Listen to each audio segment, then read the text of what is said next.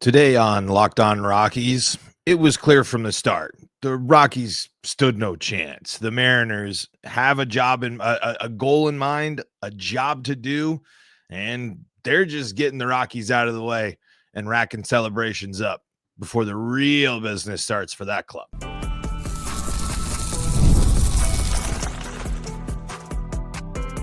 You are Locked On Rockies, your daily Colorado Rockies podcast. Part of the Locked On Podcast Network, your team every day.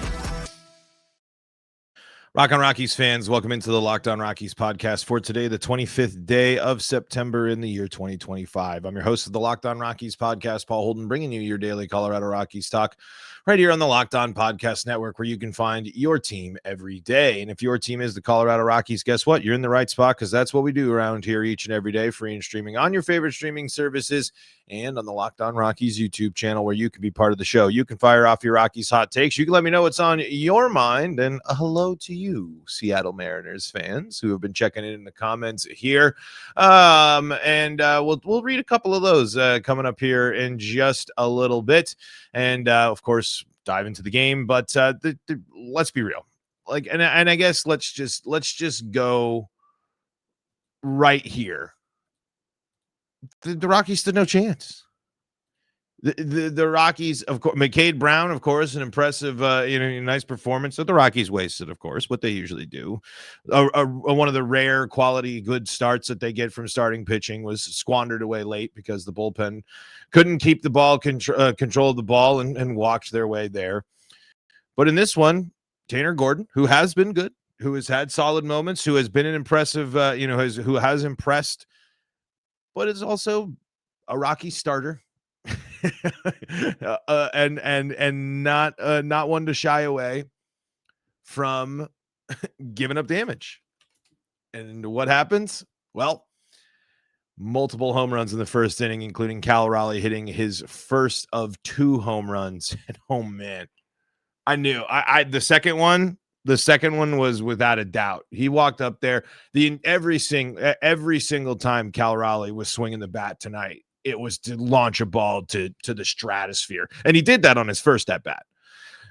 Second one, got a hold of it. And then he had those pop flies, got underneath a couple. But an entire stadium chanting MVP, and to have the multi-home run performance as the Mariners continue to be red hot and really rolling at an important part of the season. That's, as a fan, you can't ask for much more than that, man. Like if you're a Mariners fan, even really, of course you hope that this postseason goes for a long haul. There's a lot of hope. The team's really good, man. That's the other thing about this. It was, this matchup was a nightmare on paper for the Rockies. And the differential in talent, the differential in skill. And the differential and differential, I keep saying the differences between the organizations in some ways. The Mariners certainly are scrubbing a lot right now, and they've been a good team for years, but of course the past couple of seasons falling short and now really bouncing back after really buying in at the deadline. I think that's kind of one of my takeaways from this. The Mariners had a choice to make at the trade deadline this year. Team was middling. There was issues. It was still good. They still had the strengths, of course. Cal Raleigh, and they had one of the ultimate kind of X factor things in a season. They had the season, and they had what Cal Raleigh was doing this year. And now Cal Raleigh's contributed basically his entire career, but there's nothing like this. We've never seen a catcher be this good. Salvi Perez, of course, close, but again, both sides of the plate, good. Platinum club on defense. So I guess Salvi's close. Of course, a comparable season here. But the Mariners had a choice to make, and the status quo, the normal thing, the traditional answer, the traditional response for the Mariners was not doing enough, not buying in enough, not really going all in. But this year they said, we're gonna do it differently. we're gonna buy in. We're gonna make moves. We're gonna sell. We're gonna sell some piece or some prospects here. Sell some of those and add and build up this team. And it's led them now to being a World Series favorite. If you're going by odds, if you're going by the numbers, if you're going by that right now.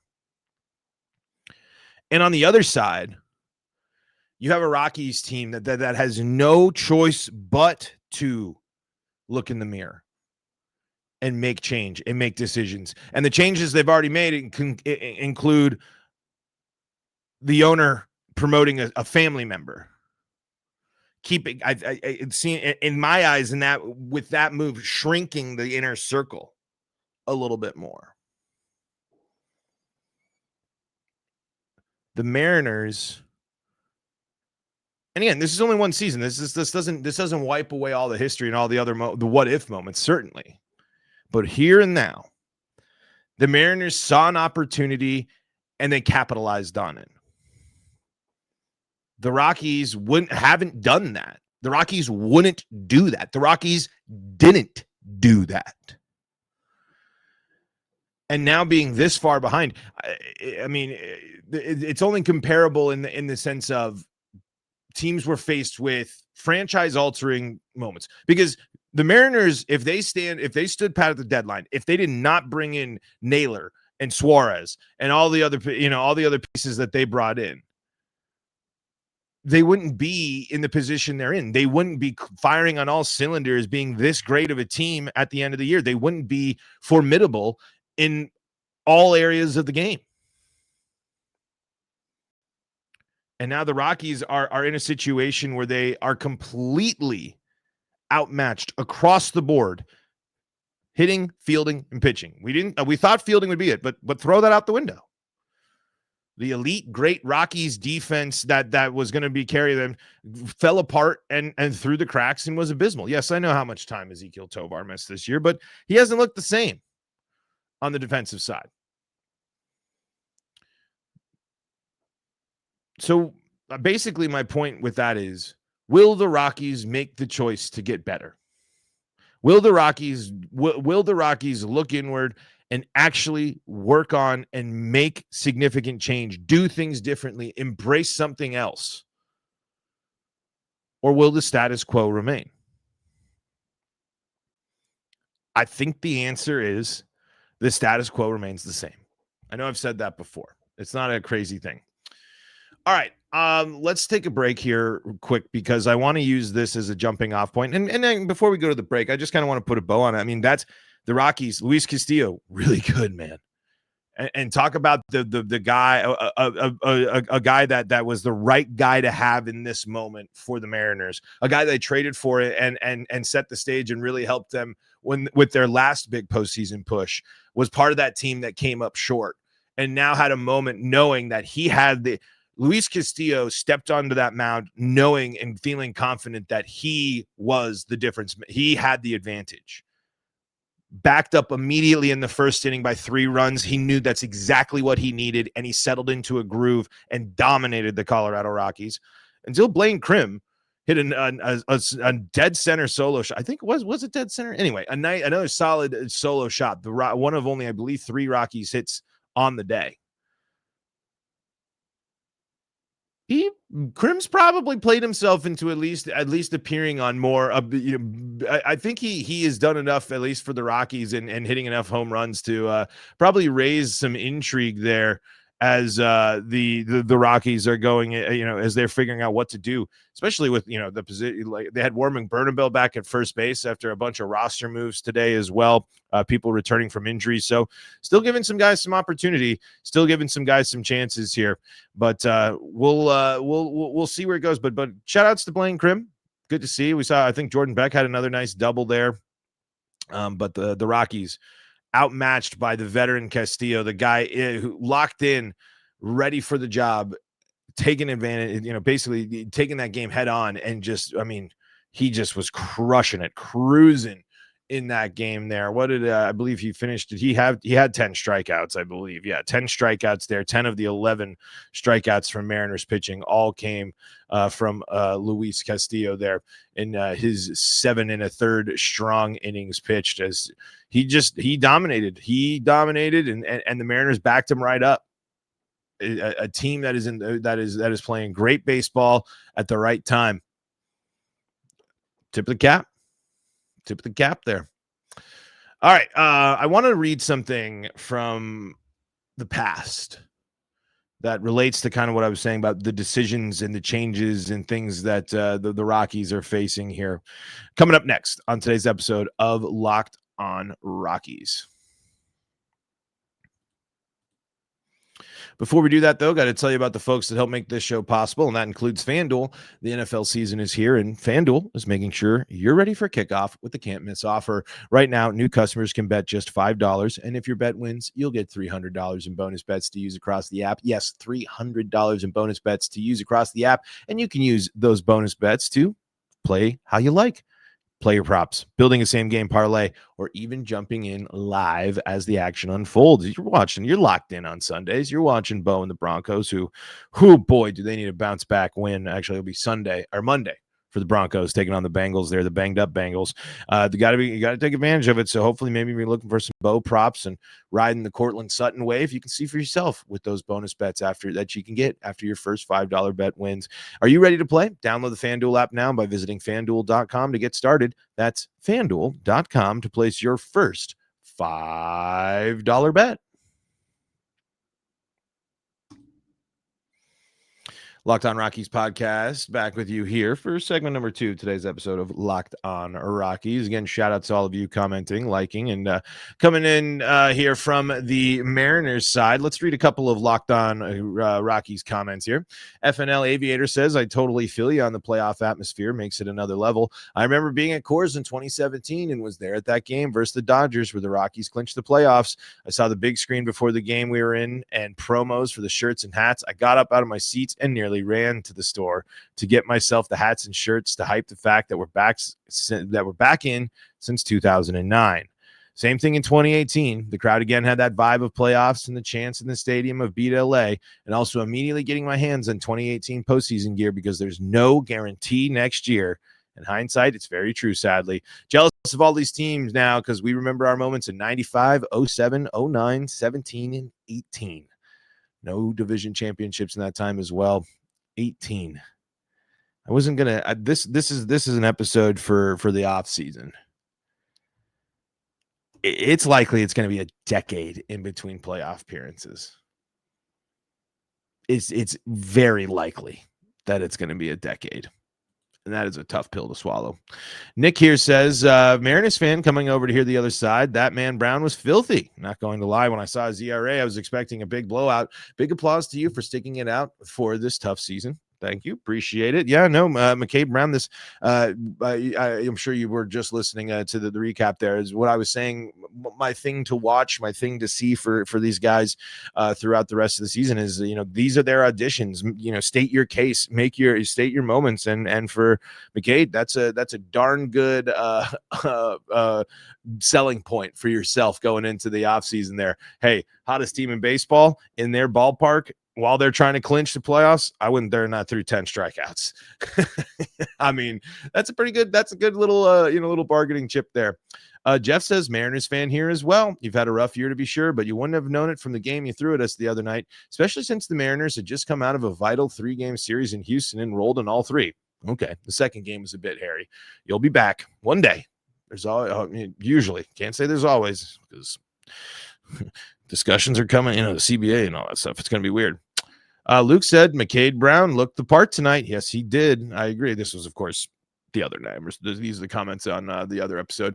Joshua says, have you been doing this all year? Are you doing okay? Been doing it for multiple years. Basically, been doing it since the downward spiral of the Colorado Rockies. Jim says, we don't want the truth, Paul. We want to be in the Momford fantasy land, kind of like going to Disneyland, but not the happiest place on earth, I would say. And Gary says, Seattle sports and fans routinely getting the better of Denver's. Nothing new here. That one stings. As someone that works for both, as someone that works in flagship stations of Mariners and Seahawks. Yeah.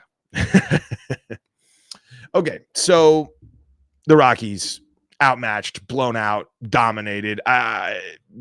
There was just no chance. The Mariners are on a roll. The Mariners are a great team, and they're on a whole other level. Not surprised that was the outcome. That's what makes the loss in the first game more frustrating when you're talking about it from the Rockies perspective and the win-loss perspective. That was your game you had the best chance to win. Now, I don't know what the Mariners are doing in game 3 tomorrow. I was told that Wu is not pitching tomorrow. There's really no reason to have him pitch in what is a meaningless game it's not meaningless. I guess I shouldn't say that with the 2 seed on the line for the Mariners. So certainly not meaningless, but now with the division wrapped up, and the Rockies being the Rockies, I don't think you're that worried about it. So we'll see. I wonder if they've possibly updated that already. Yeah, undecided, but Bradley Blaylock is listed as the starter right now for the Rockies in the finale. But I wanted to just read something here. As we mentioned, the Rockies needing to be making a change at GM, because they do. And they can't keep continuing on this path, because the Rockies are where they're at right now. We talked a lot of Monfort, but this has been Bill Schmidt's team now for 4 years. 3, really, if you don't think that he had a lot of say during his interim year. But I want to read this from Purple Row. This is from Evan Lang, March 17th, 2022. Bill Schmidt appears to be building his team his way.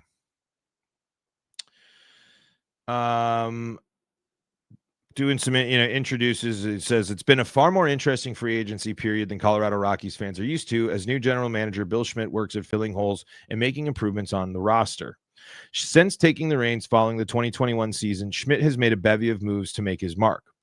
Before the lockout, Schmidt signed starting pitcher Antonio Senzatella, first baseman CJ Cron, and catcher Elias Diaz to healthy extensions. While Senzatella is now locked down, oh my goodness, freaking pop-up ads, as a key member of the rotation, Cron and Diaz are here to stay until promising prospects like Michael Toglia and Drew Romo are ready for their big league debuts. Schmidt also retained the services of right-handed pitcher Ulysse Chassin on a cheap one-year deal after the past and present Rocky had a strong season out of the bullpen. When the lockout ended, Schmidt started doing something Rockies fans might find unfamiliar, signing major league free agents. The Rockies hadn't spent over $1 million on one since the club brought in Daniel Murphy for 2 years and $24 million. That was on December 21st, 2018. That was 1,182 days ago, which is well over 3 years. While not overly impressive, Schmidt added some solid low-risk agents onto the team: shortstop Jose Iglesias, Alex Colomé, and Chad Kuhl, and then Chris Bryant, $182 million 7-year deal. Now, upon reflection, team was in a different spot, of course, back then, navigating a transitional period. But since then, what has also happened under Bill Schmidt's tenure? 3 straight 100-loss seasons. Prospects, core, everything, the everything, looking at the Rockies of where they're at, where they're going to be, the future and everything, middling at best to poor to lower level. And then you have the fact that Bill Schmidt is responsible for 2 of the 2 worst contracts on the books for the Rockies. Kyle Freeland's is something, sure. But Bill Schmidt overcommitted to Antonio Senzatella when there was already warning signs and concerns about him and his performance going downwards and downwards trends since that. Especially considering the fact, in the shortened season in 2021, he did have that was his 2 best seasons, but there was already still some warning signs. People were already still kind of highlighting, some issues here. And since then, and of course, with the injury, he's not come close, and he's not going to come close to being the pitcher he was in 2021. after signing that and then getting that extension. And again, this is hindsight type of stuff, right? This is I actually probably talked about the fact that that they made this deal. I'm sure I did. But you're talking about a guy that is on the books for $12 million next year with a club option in 2027. For a guy that had to move into the bullpen and a guy that has not come anywhere close to being what he used to be. Good performance against the Mariners tonight, though. I will say 4 strikeouts, looked good. I think he could be an interesting option out of the pen for the Rockies. But overcommitting and not moving and not trading and moving CJ Cron and Elias Diaz, like all these moves, all these things, especially when you're talking about, and Jose Iglesias, hey, that ended up working out and it worked out for some other people. But again, where was the trades and all this stuff? And then again, it's the development of the players, the high prospects of Tolia and Romo. Where are they? We know we've seen with Tolia. That is really tough. But I read that and brought that up because this is the evaluation. And if you're Monfort, you cannot be happy and you cannot allow that to be the norm here. And the worst part about it is you just have a guy that you just have guys that are that spending money that you can't really. The Rockies are saying that, and of course the Rockies a big time proponent of a salary cap and all that stuff as well. I just went down a Chris Bryant rabbit hole a little bit, and then just reading that again, I was just like, wow, that's part of why we got here. It's not the only reason, but it's part of the reason.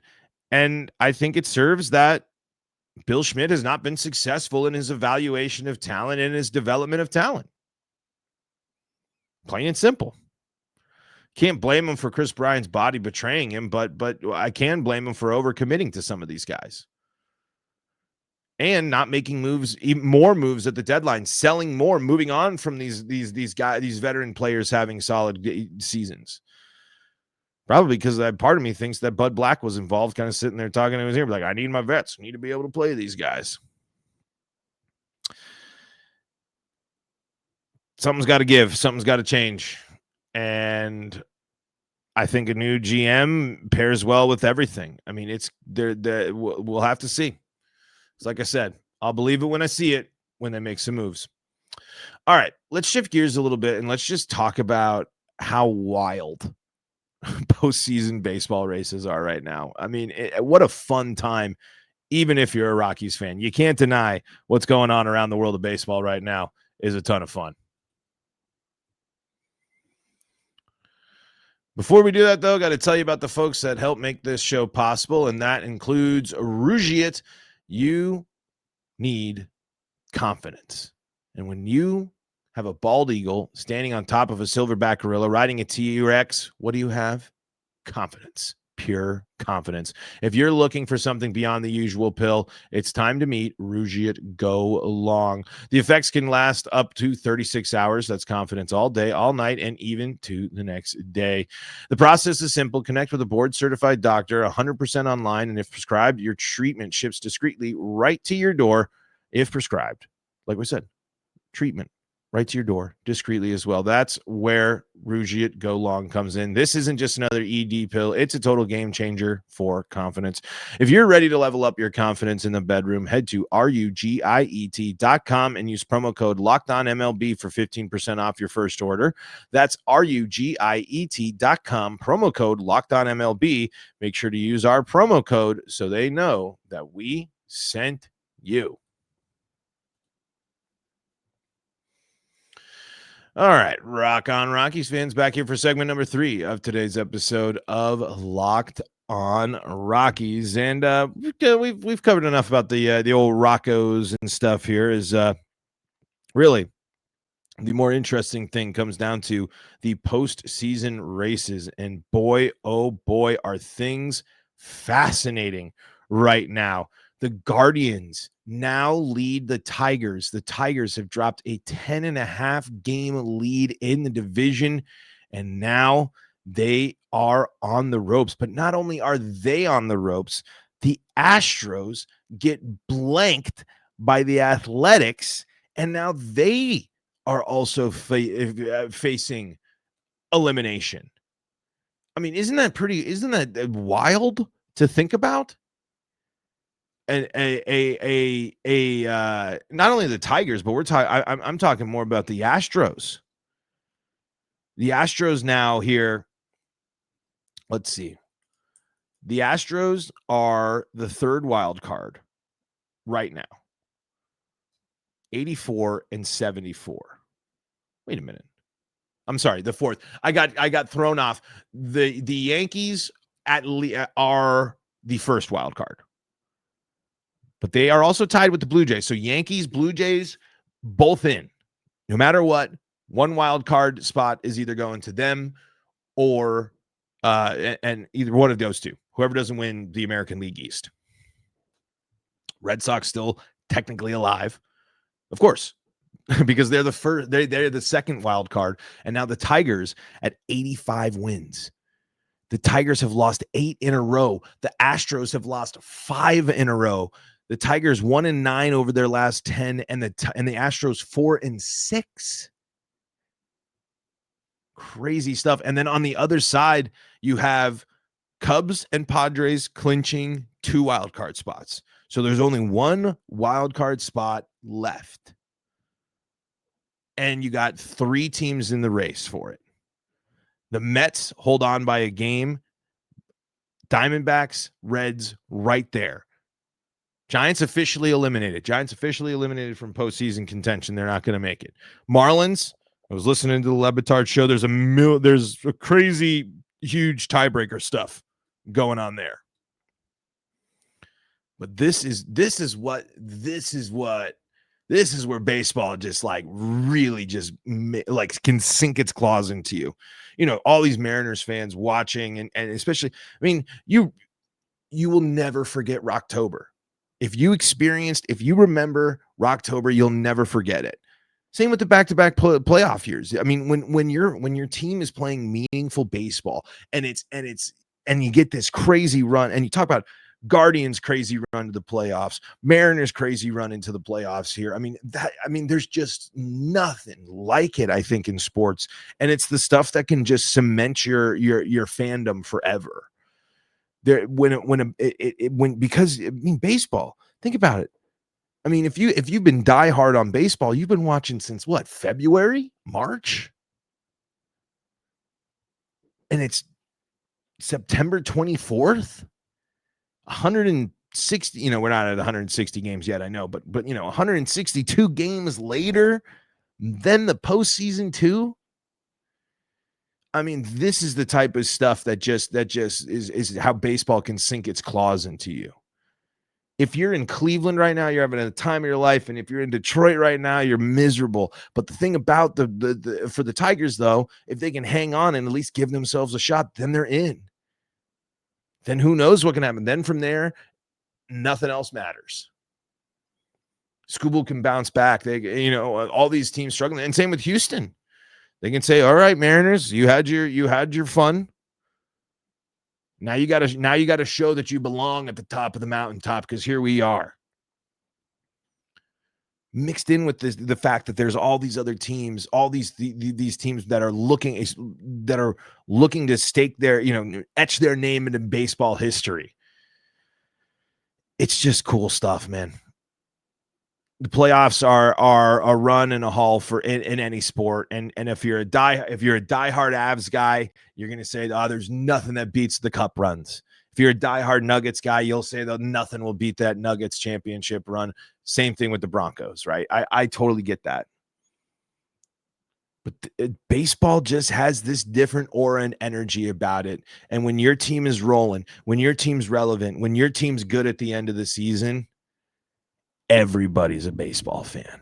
Everybody wants to talk ball. Everybody's interested. Everybody's got it on their minds. And that's and again, that is totally the same for other sports, but I think it's just extra infectious. But maybe I'm just a baseball homer. Could very much just be the baseball homer there. And hey, that's all right too. All right, folks, that's going to do it for today's episode of Locked On Rockies. Thank you so much for making us your first listen of the day, free and streaming on your favorite streaming services and on the Locked On Rockies YouTube channel. Be part of the show. Fire off your Rockies hot takes. Let me know what's on your mind when it comes to the Colorado Rockies. And for your second listen of the day, go check out Locked On MLB and Locked On MLB Game Night. And of course, if you need more Colorado sports action, Locked On Broncos, Avalanche, Nuggets, and Buffs, free and streaming on your favorite streaming services. Until next time, I'm Paul Holden saying so long from the Locked On Rockies podcast.